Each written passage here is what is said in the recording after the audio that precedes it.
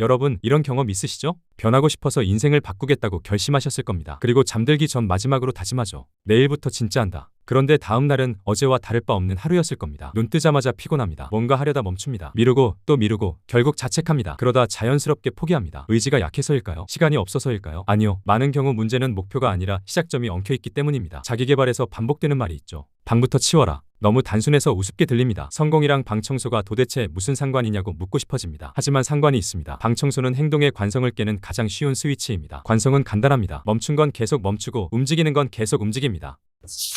여기서 중요한 질문이 생깁니다. 운동부터 해야 하는 거 아닌가요? 공부부터 해야 하는 거 아닌가요? 맞습니다. 그게 목표죠. 하지만 뇌는 큰 시작을 싫어합니다. 뇌는 원래 에너지를 아끼는 쪽을 선택합니다. 그래서 큰 일을 시작하려 하면 갑자기 배가 고프고 갑자기 물이 마시고 싶고 갑자기 휴대폰이 궁금해집니다. 이게 게으름이 아니라 시작 저항입니다. 방 정리는 시작 저항이 가장 낮습니다. 복잡한 생각이 필요 없고 실패할 일도 거의 없고 결과가 바로 보입니다. 즉 뇌가 거부할 이유가 적습니다. 그래서 방을 치우는 순간 움직이는 관성이 생기고 그 관성이 공부, 운동, 계획으로 이어집니다. 하지만 인생이 안 풀리는 사람은 대부분 방부터 어지럽습니다. 정확히는 방이 아니라 그 사람의 환경 설계와 통제감이 먼저 무너져 있습니다.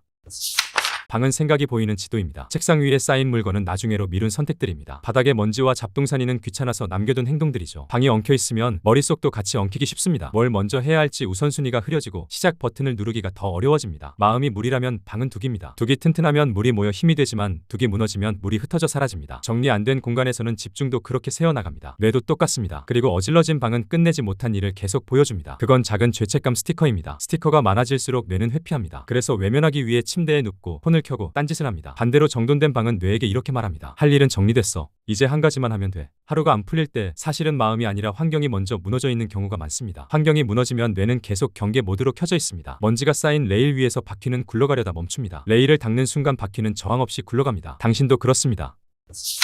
이제 뇌 이야기로 들어가 봅시다. 프린스턴 대학 신경과학 연구에 따르면 시각적 잡동사니가 뇌의 처리 힘을 빼앗는다고 말합니다. 방이 어지러우면 눈이 쉬지 못합니다. 물건 하나하나가 작은 알림처럼 뇌를 두드립니다. 이거 안 치웠지? 저건 왜 여기 있지? 이때 전두엽, 그러니까 생각하는 브레이크가 바빠집니다. 중요한 일에 집중해야 하는데 사소한 자극을 처리하느라 에너지를 씁니다. 머릿속 저장 공간이 꽉 찬 것처럼 공부나 작업이 렉 걸린 게임 마냥 버벅거립니다. 책 한 줄 읽다가 딴 생각으로 튀고 영상 하나 켰다가 다른 영상으로 넘어가죠. 그리고 편도체, 쉽게 말해 경비원도 예민해집니다. 주변이 복잡하면 뇌는 무의식적으로 지금 안전하지 않다라고 느낄 때가 있습니다. 그러면 뇌는 집중 대신 경계를 선택합니다. 그래서 아무것도 안 했는데도 피곤합니다. 이건 의지 문제가 아닙니다. 주의력이 계속 새는 시스템 문제입니다. 그래서 정리는 청소가 아니라 시각소음 차단입니다.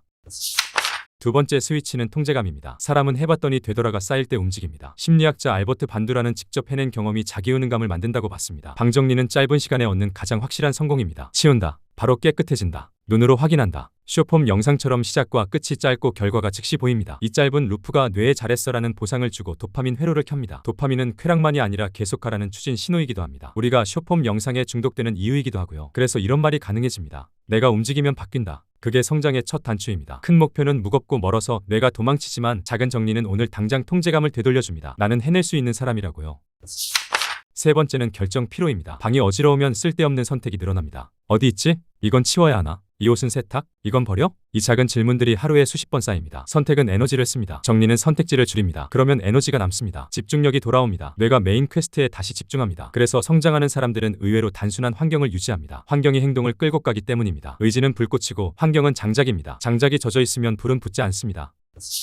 방 청소는 정체성 선언입니다. 환경을 바꾸면서 뇌에게 말하는 거예요. 나는 대충 사는 사람이 아니다. 나는 미루는 사람이 아니다. 뇌는 말보다 환경을 더 믿습니다. 정돈된 공간은 매일 같은 신호를 줍니다. 지금 시작해도 괜찮다. 그래서 방이 정리되면 할 일도 무섭게 보이지 않고 할만하게 보입니다.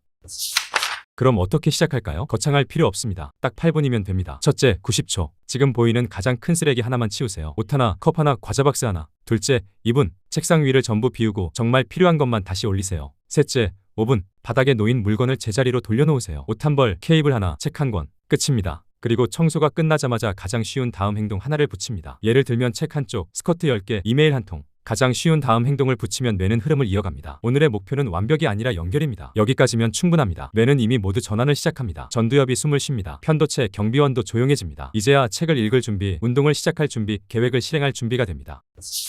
방은 당신의 미래를 적는 칠판입니다. 지우개를 한번 들면 다음 문장을 쓸 자리가 생깁니다. 오늘은 그 자리만 만들면 됩니다. 성공은 대단한 무언가에서부터 시작한다라고 생각하지만 사실 거창한 결심이 아니라 정돈된 작은 출발점에서 나옵니다. 그래서 우리는 내일의 계획보다 오늘의 방 상태부터 봐야 합니다. 지금 당신 방을 둘러보세요. 당신에게 어떤 메시지를 보내고 있나요? 그리고 당신은 내일도 그 메시지를 계속 듣고 살겠습니까? 아니면 바꾸겠습니까?